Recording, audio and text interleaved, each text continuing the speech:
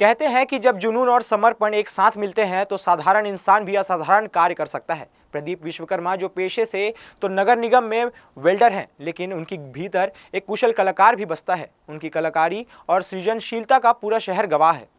प्रदीप विश्वकर्मा ने अनुपयोगी प्लास्टिक की बोतलों और कोल्ड ड्रिंक के कैन का इस्तेमाल कर न केवल छत्तीसगढ़ का नक्शा तैयार किया, बल्कि बिलासपुर के 8 जोन क्षेत्रों की झांकी भी प्रस्तुत की। प्रदीप विश्वकर्मा की यह अनूठी पहल प्लास्टिक कचरे के समाधान और उसके पुनः उपयोग का महत्वपूर्ण संदेश देती है। उनके बनाए हुए ये नक्शे न केवल कला का बेहतरीन उदाहरण है, बल्कि यह भी दिखाते हैं कि यदि सही सोच और मेहनत हो तो बेकार समझी जाने वाली चीजों से भी कुछ खूबसूरत और उपयोगी बनाया जा सकता है। उन्होंने छत्तीसगढ़ के नक्शे को खास अंदाज में तैयार किया है, जहां बिलासपुर समेत सभी जिलों को अलग अलग रंग की बोतलों की पेंदी और कोल्ड ड्रिंक के कैन से उकेरा गया है। इसके अलावा उन्होंने बिलासपुर के 8 जोन क्षेत्रों का नक्शा भी बनाया है, जिसमें जीवन दायिनी मां अरपा नदी को बीचों बीच दर्शाया गया है।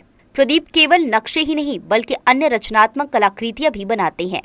उन्होंने पुराने लोहे और वाहनों के अनुपयोगी गियर से मयूर, तितली तथा फेंके गए टायरों से सोफा, टेबल, कुर्सी, कुआ, कप आदि का निर्माण किया है।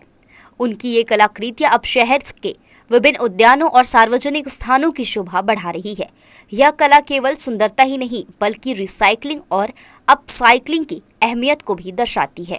ये हमारे छत्तीसगढ़ का नक्शा है, जो पुराने शीशी और बॉटल का जो फेंकाया हुआ रहता है, जो वेस्ट में चला जाता है, उसका ये नक्शा बना हुआ है पूरे छत्तीसगढ़ का। और बहुत जगह मैंने बनाया है। विकास भवन में भी जोन 8 तक का बनाया है, 1 से लेकर 8 तक का जोन, और कंपनी गार्डन के लिए भी बनाया है, रिवर व्यू के लिए भी बनाया है, विलासा ताल के लिए भी बनाया है।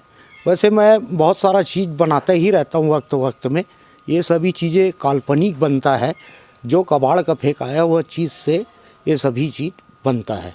इससे स्वच्छता रहे, जो कबाड़ में जो चीज़ फेंकाता है वो किसी काम के योग बने, जिससे लोग इससे भी पैसा कमाया जा सकता है, बेरोजगारी दूर हो सकता है।